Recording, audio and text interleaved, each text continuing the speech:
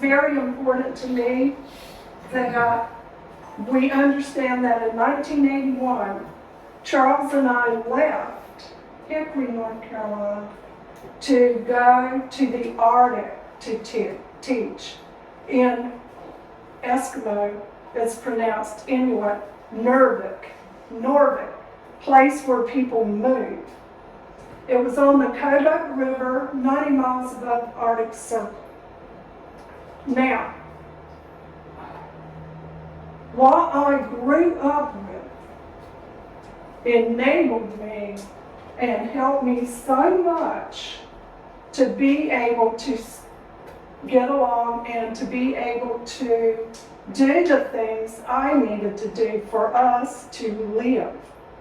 They had native stores back in 1981, but you do realize that about 90% of Alaska has no highway. No highway. And they depend upon bush planes or jets. The two big villages in the Arctic are Kotzebue, Kikitagork is the Eskimo name, and Barrow, Alaska, Utqiagvik. And they are reclaiming their Inuit names. When we first went up there, children were just beginning to have the opportunity. Now think about this, wrap your head around it. You live in the Arctic, and they take you, if you go, and put you in a boarding school. The high school kids in a whole village. Or they don't go. In a boarding school. And Charles can tell you, I do not know how many times people we worked with and older people in the village told us that they were punished for speaking their language. And in Norvik, Anna Violet, who I considered a saint on the face of the earth, told me that they used to have to line up on the weekends and show their hands to the missionaries that they had washed their hands.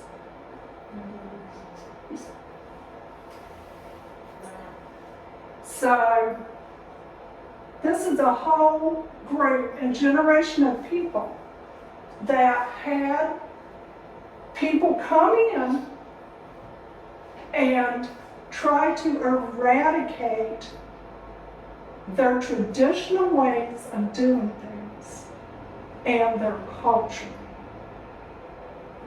And we think it's nothing. I never really thought about culture till I went up there and they taught me how very important your culture is in determining who you are, what you think and believe, and what you do. And they set out upon, when we first went up there, defining their cultural values. And they developed units, and they now teach at K through 12 because it is so important to maintain their culture and their history. And now when we think it's old around here, Point High, 7,000 to 9,000 years old. One of the oldest continually inhabited villages in North America. Kotzebue, 10 to 15,000 years old. Okay?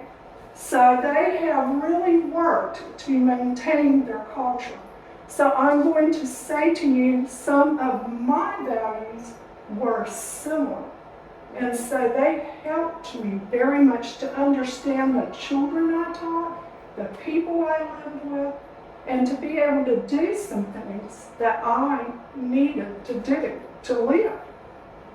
So think about what our down east culture is like. And because of that, before we get started, I wanted you and you may have to share these. The Inuit cultural values. And we'll just quickly kind of read through them because some of them we value too. Anyway, I'll just do this. The first two sheets are on me. Can I help you? Sure.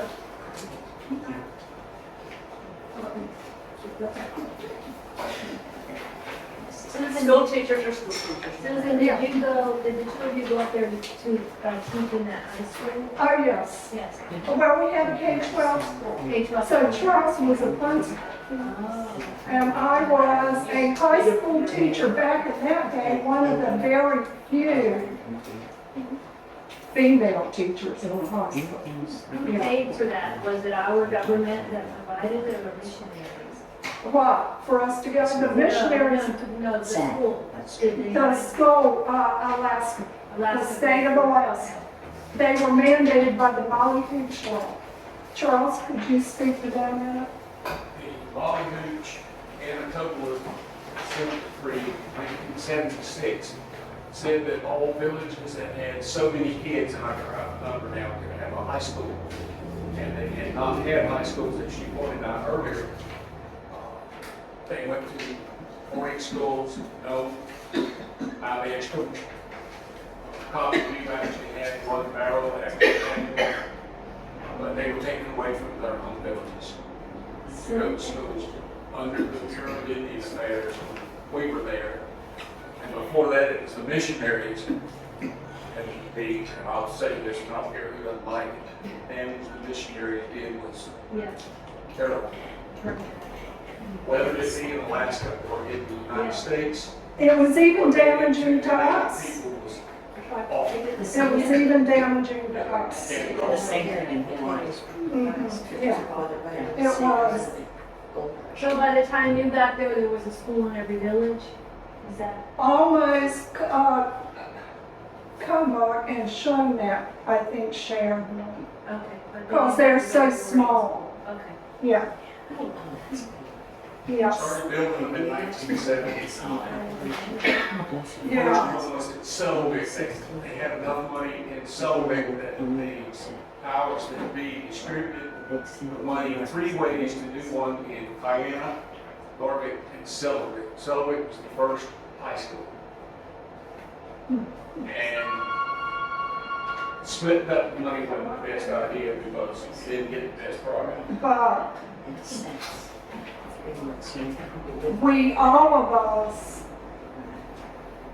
had to work through it, and we did. I was going to let you look at the new pack they were sold. These are the things that are part of their culture, and they define them, and they are working on them. Knowledge of language. Charles says that's us. He says people don't understand us. Sharing, respect for others, cooperation, respect for elders. And they really, really respect their elders. They always, when we have potluck or feast time, who do you think goes first? The little kids? No, the elders. The elders. And then traditionally, when they get their first animal, seal, caribou, where do you think that animal goes? To an elder in the village. Yes. Love for children, hard work. That was a big one with my family. Knowledge of family tree. Know anybody around here that does that? Avoidance of conflict, spirituality, humor, family roles, hunter success, domestic skills, humility and responsibility to tribe. And if you look on the second, you can see that they have gone into more detail in some of these. what an impact person values. And sometimes we have to look at ourselves and say, what do we value? And I think a lot of what I value, I grew up learning to value that. My mother and father really appreciated the natural world and taught us how to clean blue crabs, how to clean muds, and actually skinning and butchering the deer. So that came to help me and aid me.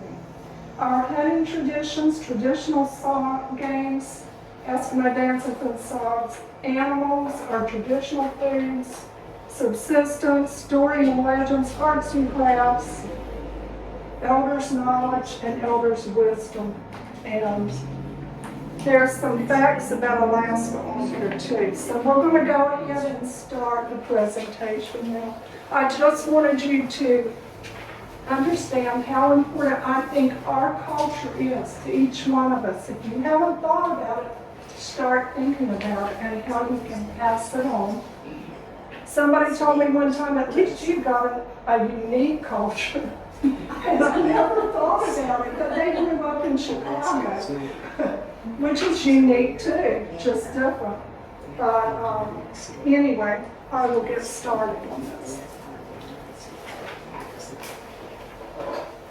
The value of Downey's culture in Arctic Alaska.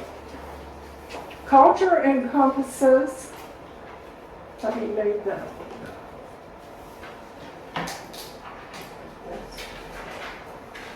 Okay. For what is card? Okay. There we go. Thank you, Karen. Culture encompasses religion, food, what we wear, how we wear it, our language, marriage, music, and it's different all over the world. It's a system of beliefs, values, and assumptions about life that guide behavior and are shared by a group of people. It includes customs, language, material artifacts. These are transmitted from generation to generation, rarely with explicit instruction. I thought that was pretty interesting. Okay, these are the places that I live. Above the Arctic Circle in Barrow, or Ukayavik, Koktovik, that is on an island in the Arctic Ocean. And it's the only village in the Arctic National Wildlife Refuge. You know, you hear of other people talking about it, but that's the only village in the Arctic National Wildlife Refuge. Point Hope on the left, they still do traditional wading. They still make umiaks out of walrus skin and hunt the bowhead whale. And then Norvik, which was my first village, and then Kotzebue, which is on a peninsula up there.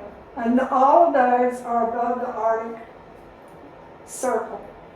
And then down below you'll see Glen Allen, which is between Fairbanks and Anchorage, where the highway comes in from Canada. And we lived there 3 years.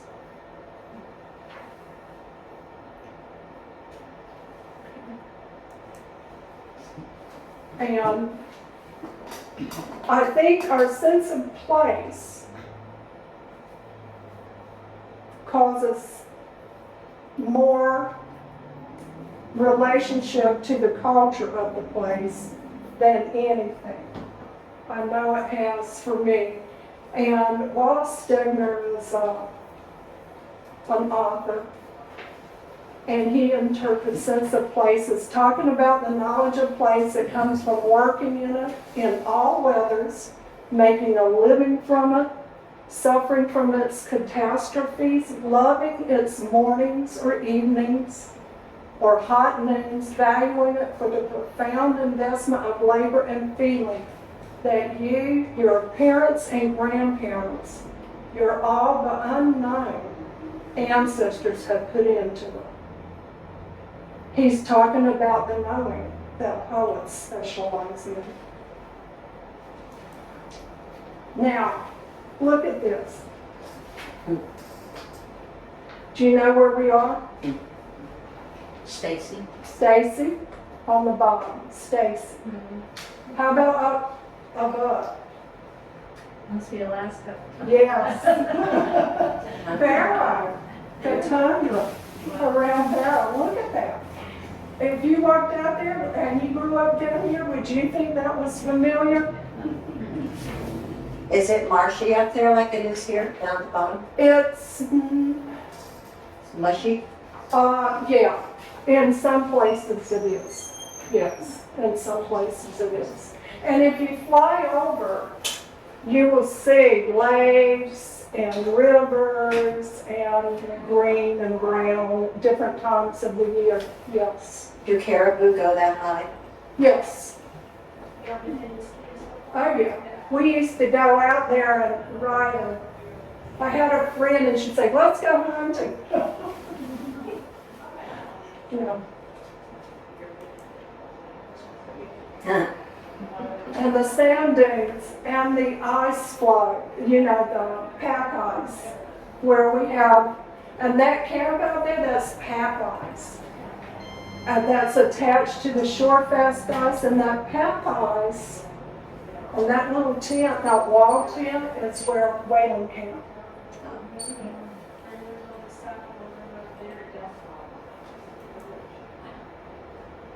That's Kotzebue, and that's Corsaigne. And look at this. Do you see the boats? And some of those boats are in Atlanta, the top right, and the other two with the nets are Kotzebue there and other different places.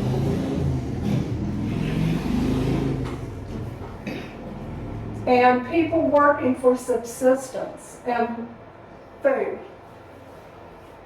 mullets. And then one of my students in Cockatoga, Donald Gordon, has doll sheep. What is it? Doll sheep. Oh, doll. I'm sorry. Oh, it's stand up. And that's dried fish.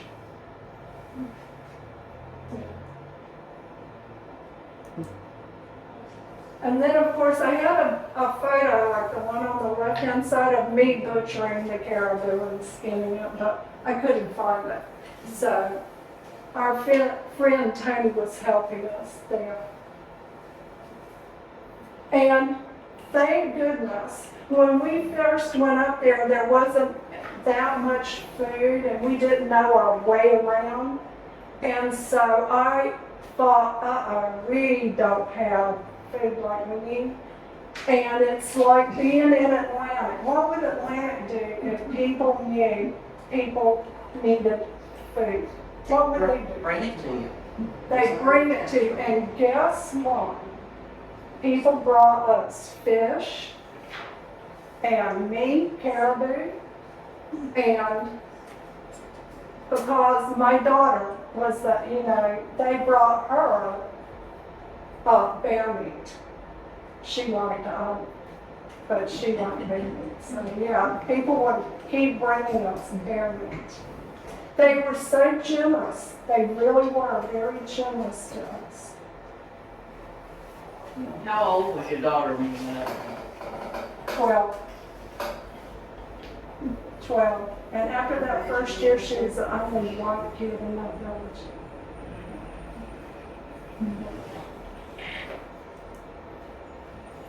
And then we picked berries, What kind of berries? blueberry, salmonberry, cranberry. Low-bush cranberry are the best cranberries I've ever eaten in my life. They almost taste like they have brown sugar in them. And when I lived in another village and went back for a funeral, Anna Viola went to her cache. You see those caches up there? That's where they keep some food and other things. And got out cranberries for me. She knew you liked them. Yeah, she did, she did.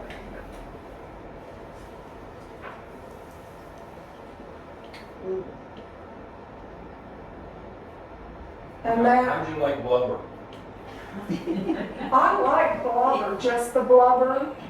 I like that. It's very Pork tasty. skins. It's kind of like fat. But muktuk, which was the skin and the fat, it's hard to chew. For me, it's like an acquired taste. You know how we give people Monterey I was thinking, and they go, ugh. that's But yeah, looks like a pig. and look at this. If you were walking along that beach, it would remind you a lot. Yeah.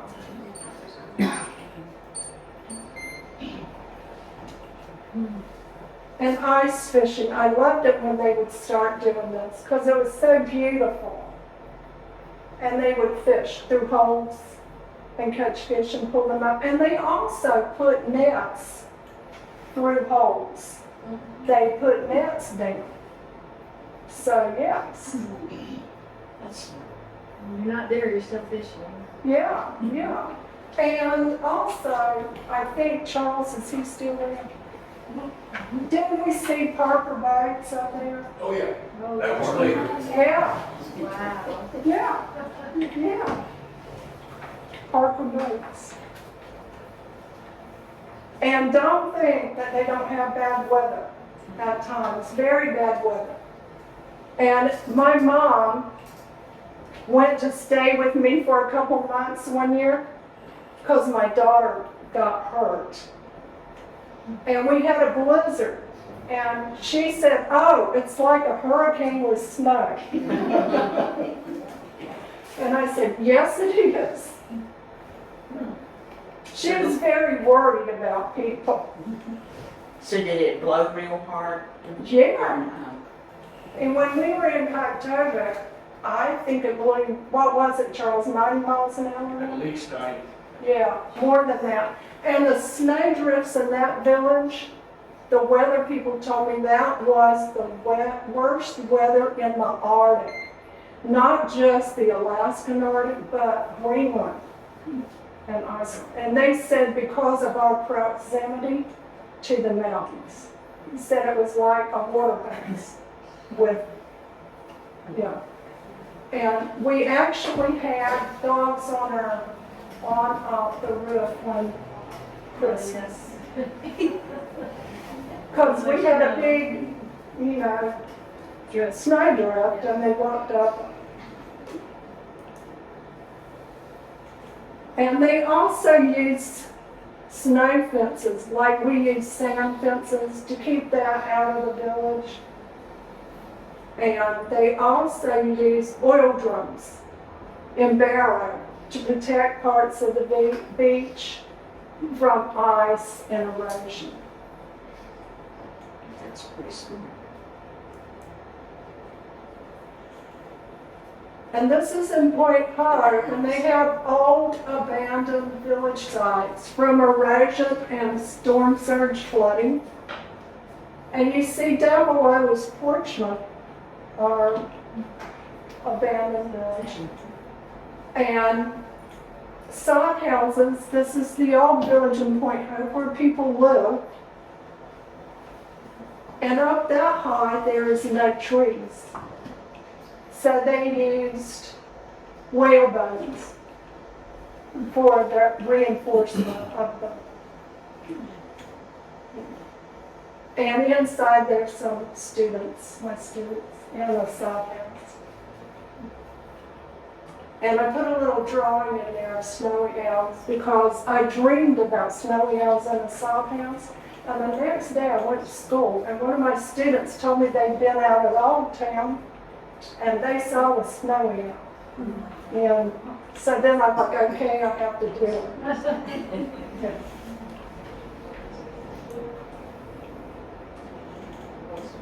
And they definitely have a tradition, and they're very proud. And you think about it, people get in that umiak and go out to hunt whales.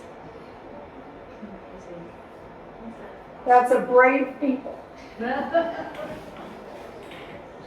But they make the frame, and then the women sew walrus skins together and then cover the boat with them, because that's waterproof.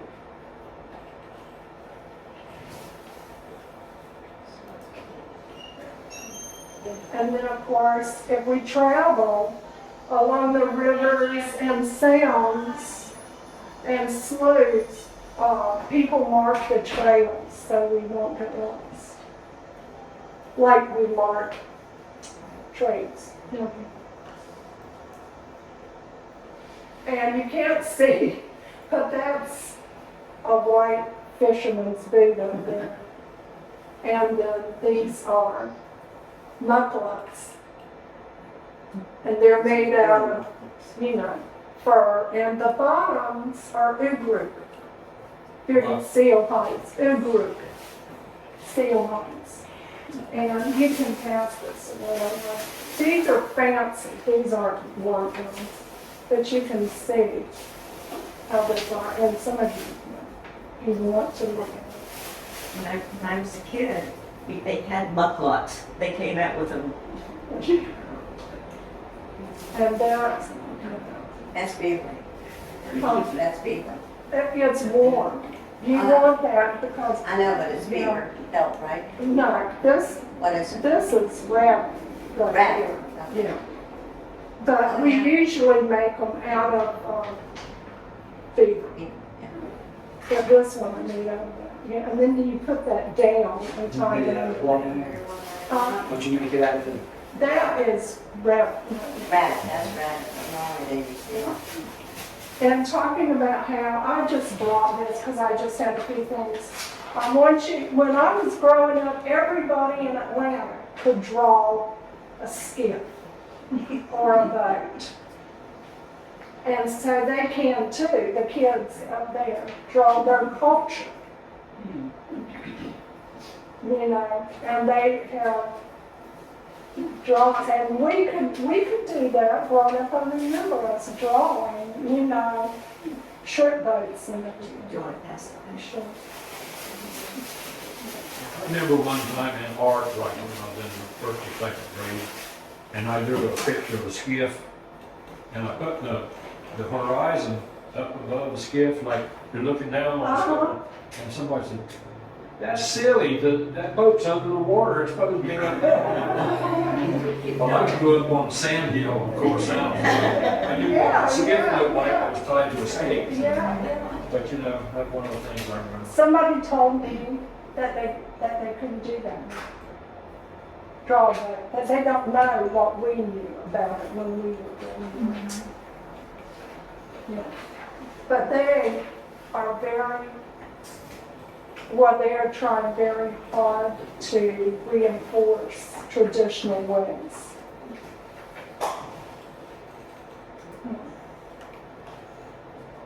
What is mom made out of? Ugruk, seal skin, a walrus skin, bearded seal, I'm sorry, bearded seal. And they used to shave them with their teeth, but now they use pliers. I prefer that.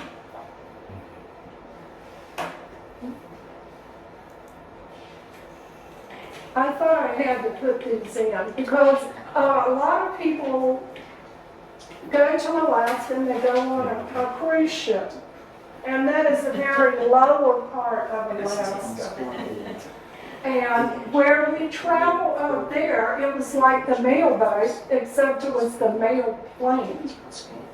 And we would be picked up and we would land and pick up more people. And usually we would make 3 stops, about 3 stops. But that was the plane we were going to Unactivity Pass, and that was Frontier Airlines. And even they did that. And Fairbanks. You know, because it's so expensive to fly, you know, so.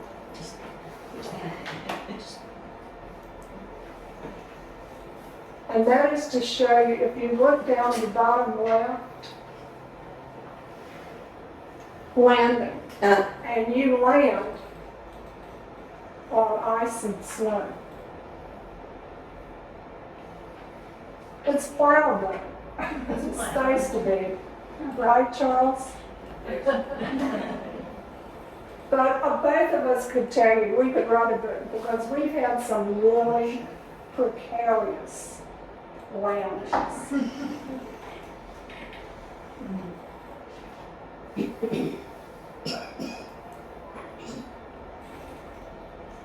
And traditional carving.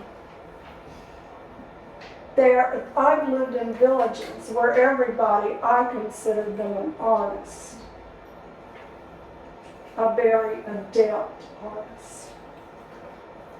And of course we have our decoys. And the orchard can. Do they do totems this far north? No, I don't think so. but Juneau certainly and other places, yes. But they don't go past, Not totems, no. And I put these in because we've already talked about it, but that is how muktuk looks. And that is the whale skin and fat. I ate so much fat blubber one time out at Whaling Camp. They told me to stop because I'd be sorry later.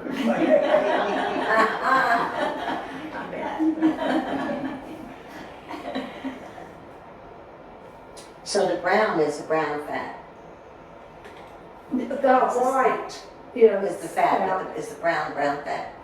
The Bear fat, brown is the skin. of the that's the whale. skin. And they eat that. Mhm. And they call it caught if they freeze it. They eat it frozen sometimes. And if you read about it, it's very nutritious. Think living in a cold climate, you've got to replace, Fat. yeah.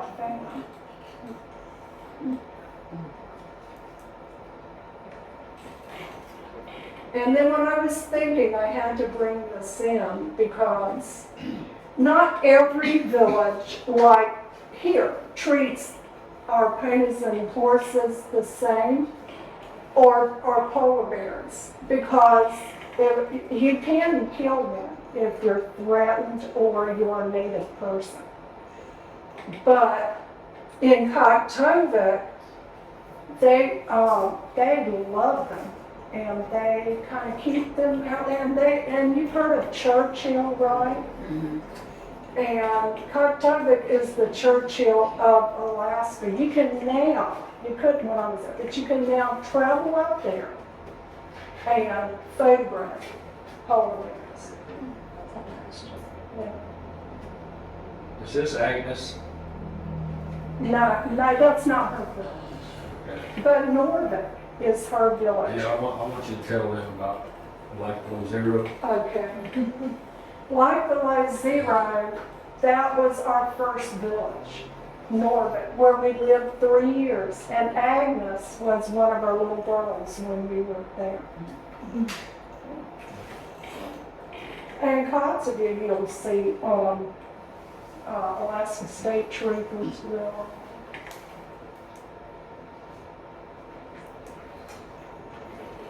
And kids are kids anywhere. And you can't imagine playing, but we were at a dog race and the kids were out there playing, lying down on the sand where it was frozen over and playing with an icicle.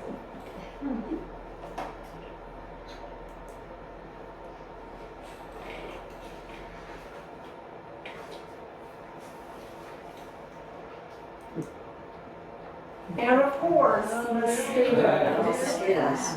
Up there? Oh my God. Really? There are more mosquitoes there. Oh my God. And they're big. They're big. Wow. Yes. Are they bigger than they are at Cedar Island? Yeah. Yes.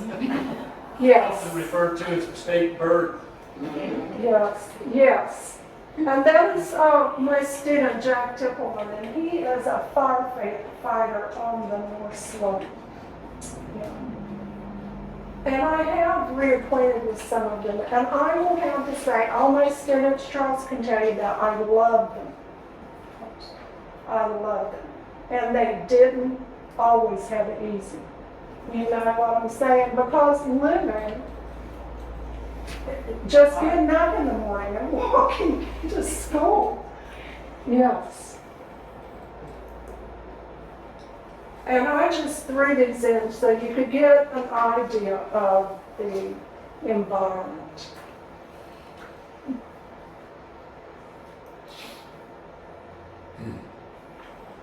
Let's see. Now Jack took that picture and asked him if I could use it. And that is a whale captain's grade in Point Nome. A whale what? Captain. Whale boat captain. Like, That's his grave. oh, great, I didn't hear that part, thank you. Because there's very little wood up there.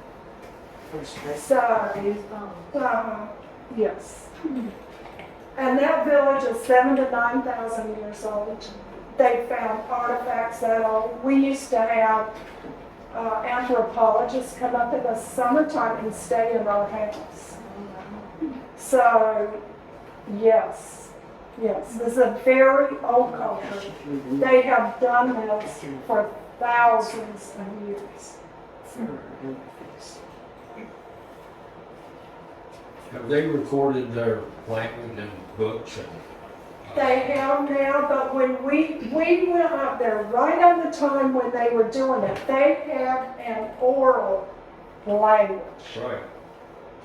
And so, what did I tell you?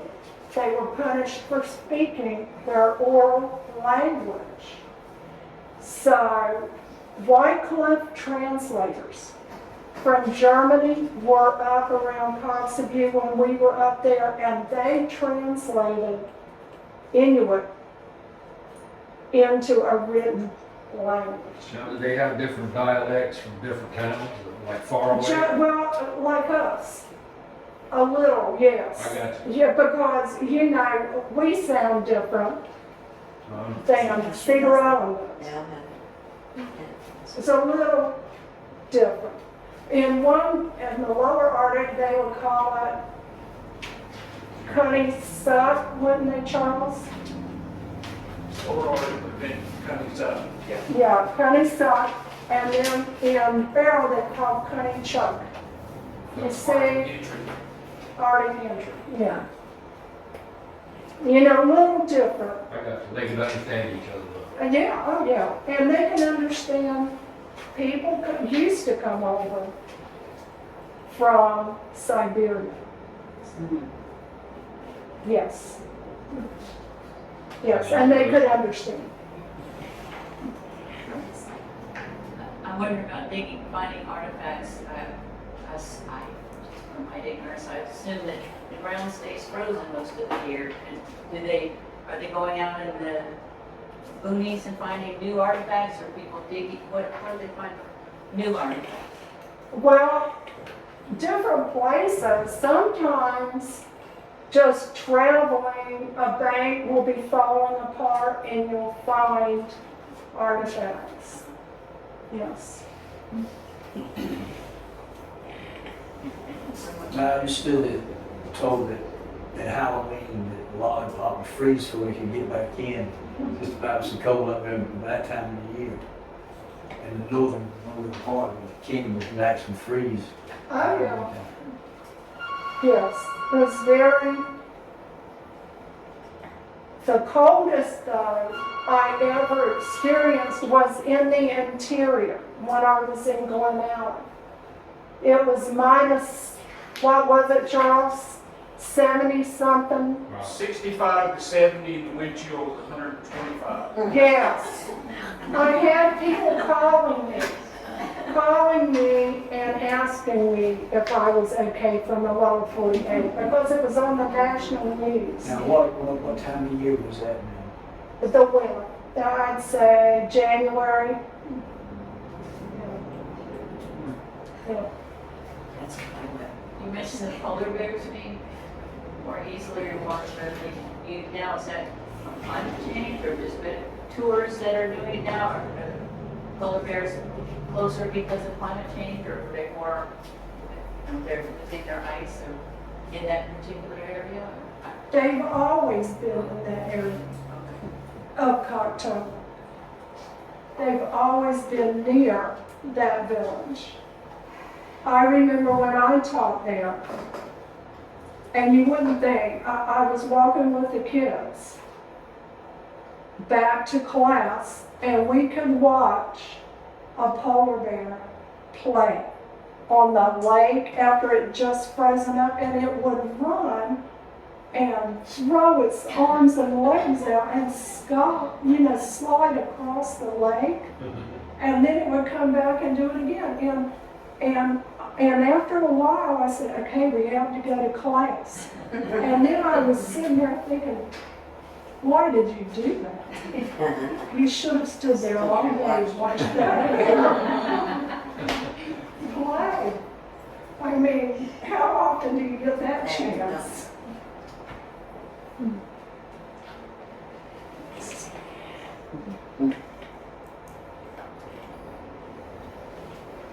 That's Cocteau. That's the village where there's so many polar bears. And in fact, when we left, we could not take off. We had to wait for the polar bear to get off the runway. Generators?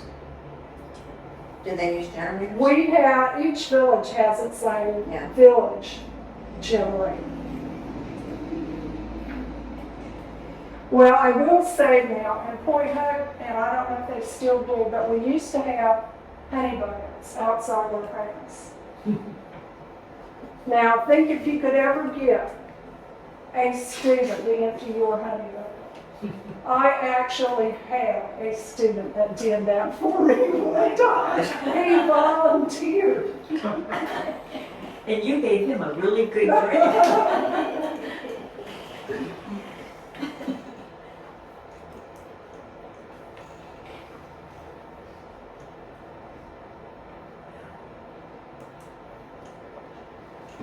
That's Cox View when the sound first freezes over.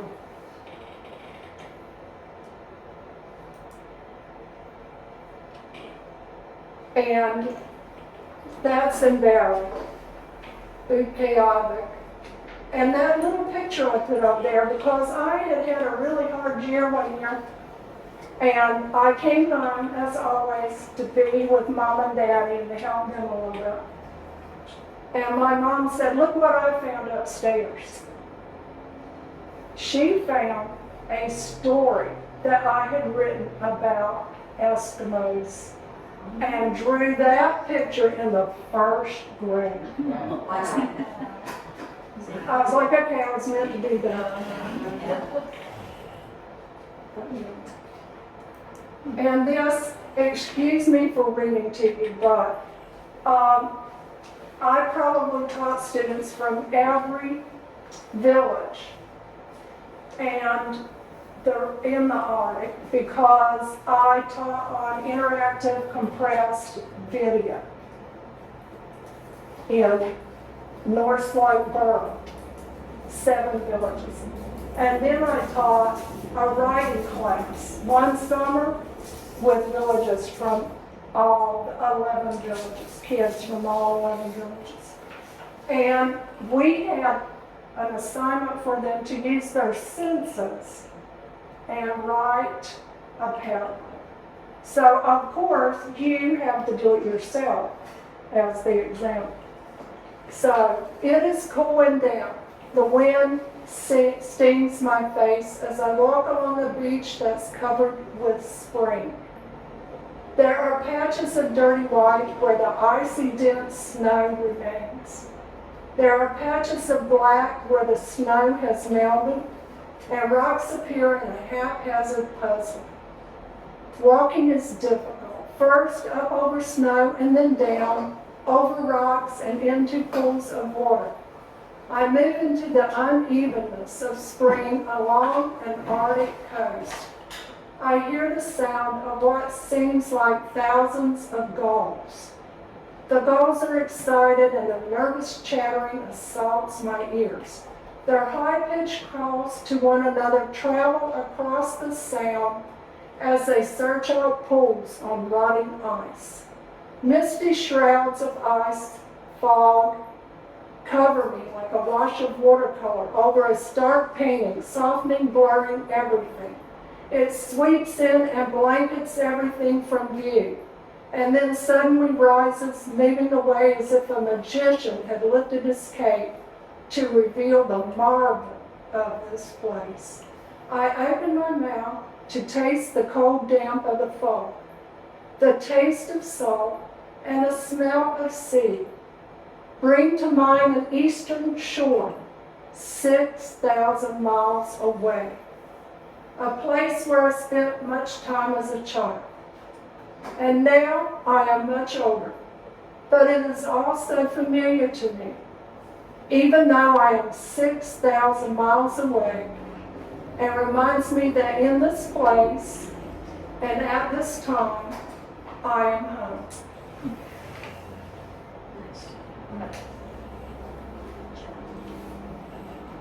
So,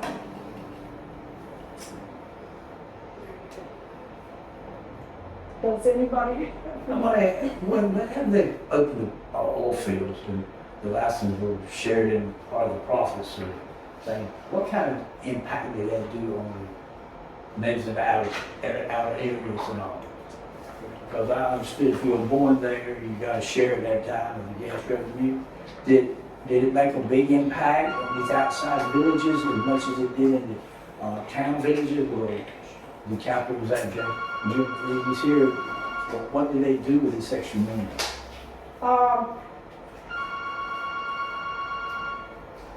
Charles? Yes. Okay, so some villages, Nowixon has oil fields right there in Nowixon. So they get,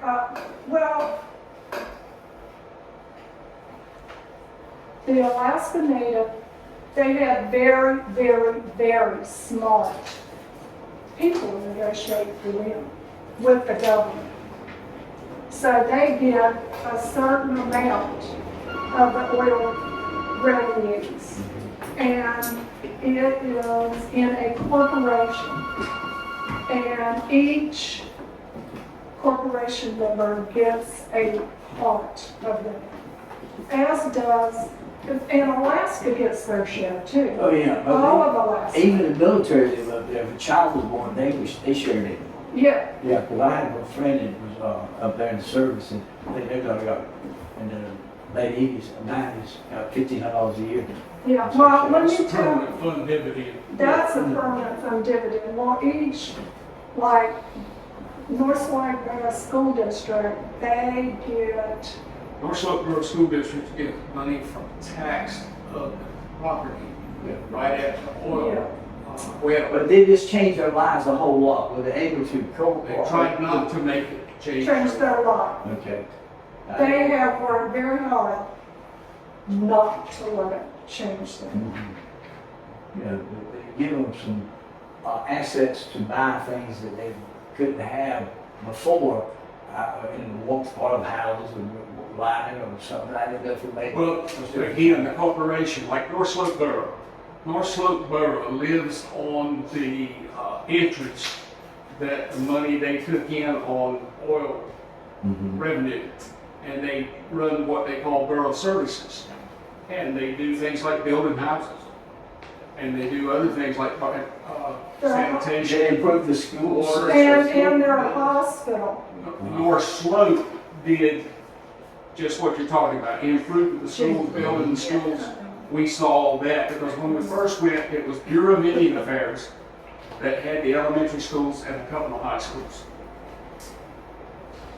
when they had the consent decree, the Department of Transportation built some of the sorriest schools I've ever seen.